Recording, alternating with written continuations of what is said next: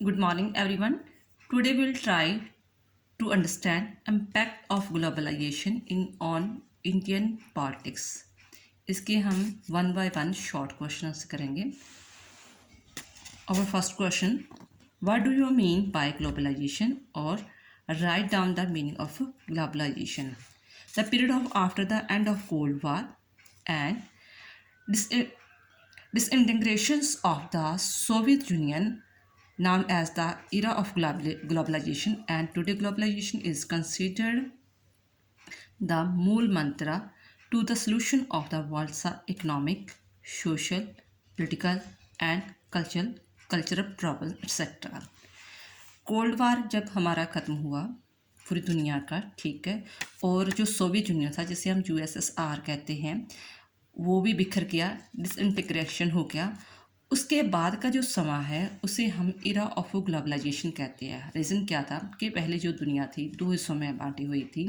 एक ही मान लो कि जैसे अगुवाई जो थी, लीडरशिप यूएसए कर रहा था और दूसरे की सोवियत यूनियन रशिया कर रहा था. लेकिन जब ये चीज़ें ख़त्म हो गई, कोल्ड वार ख़त्म हो गया और सोवियत यूनियन जो बिखर गया, उसके बाद लोगों ने सोचा कि नहीं, हम अपनी जो है देश की जो इम्प्रूवमेंट है उसके बारे में सोचें. ये युद्ध के बारे में अब नहीं हमने सोचना. अब हम अपनी जो भी इकोनॉमिकली है, सोशल है, पॉलिटिकल है, कल्चर, जो भी हमारी प्रॉब्लम्स हैं, हमारी पूरी दुनिया की एक ही प्रॉब्लम है, तो हम इसका जो सलूशन भी वो भी मिलजुल कर ही करेंगे. ठीक है. और इसके बाद का जो समय है उसे हम इरा ऑफ ग्लोबलाइजेशन कहते हैं. रीज़न क्या है, सभी के सोचा कि जो भी वर्ल्ड के economic, social, political, culture problems है वो उनको हम मिलजुल कर ही उसका सलूशन ढूंढेंगे.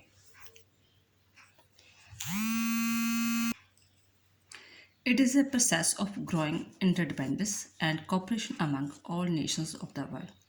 ये अब ऐसा प्रोसेस था कि वो सभी देश एक दूसरे पर इंडिपेंडेंट हो रहे थे.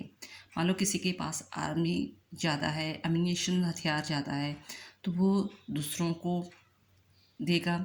अगर दूसरे के पास फूड से रिलेटेड जो ग्रॉसरी वगैरह सामान ज़्यादा है, टेक्नोलॉजी एडवांस है उसके पास, वो उसके साथ एक्सचेंज करेगा. एक दूसरे के साथ इंडिपेंडेंट्स रहेंगे और कॉपरेशन के साथ सारी प्रॉब्लम को सॉल्व करेंगे.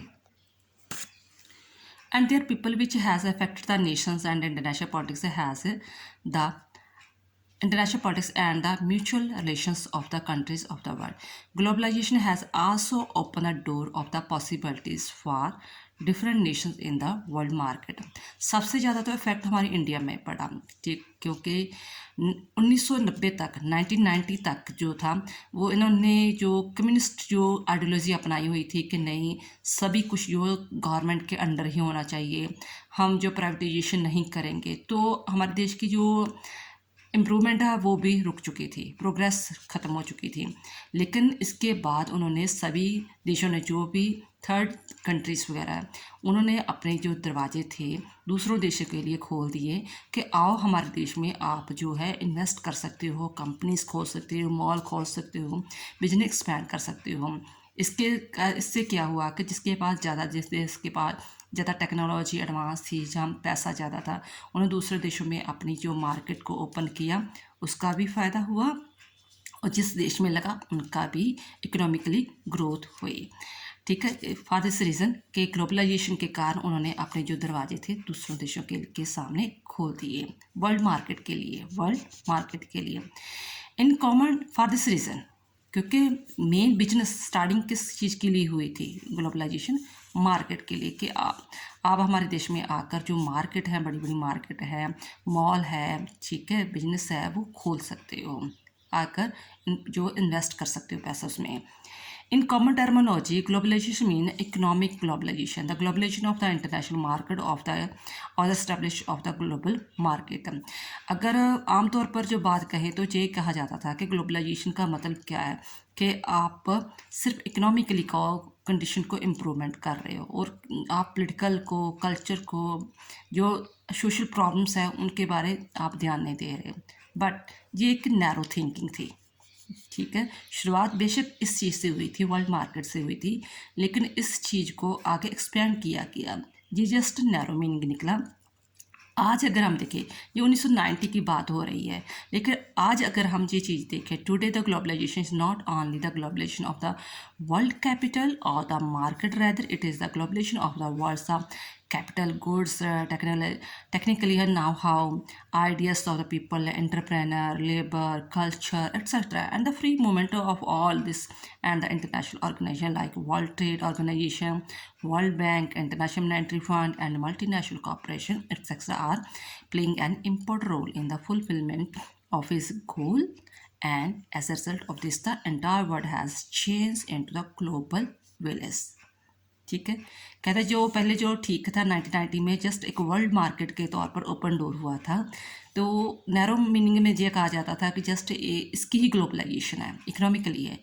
बट आज अगर हम देखें तो आज ग्लोबलाइजेशन किस चीज़ की हो रही है, कैपिटल गुड्स की हो रही है, टेक्निकली नॉलेज हम एक दूसरे के साथ एक्सचेंज कर रहे हैं।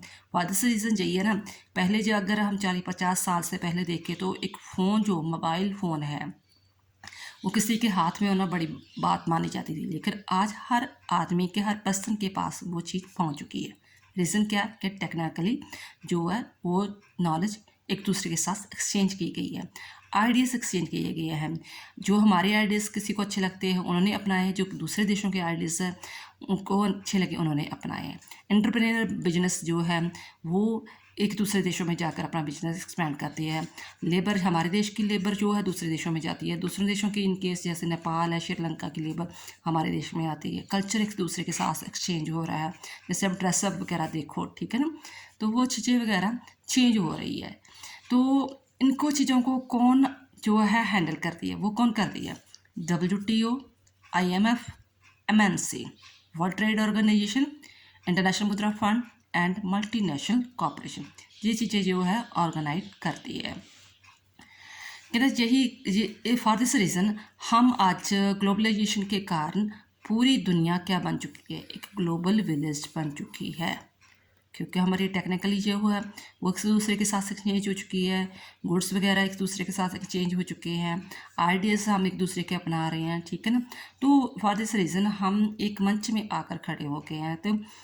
तो आप एक ही स्थान पर अलग अलग देशों की वैरायटी को देख सकते हो, चाहे ड्रेसअप हो, खाना पीना हो, बोली हो, या कुछ भी हो, ठीक है।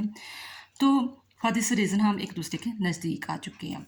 According to doctor Ismail Sharif, globalization is the worldwide process of the homogeneous prices, products, wages, rates of the interest and the profit. I hope इस चीज़ की आपको अच्छी तरह समझ आ गई होगी। थैंक्स बेटा।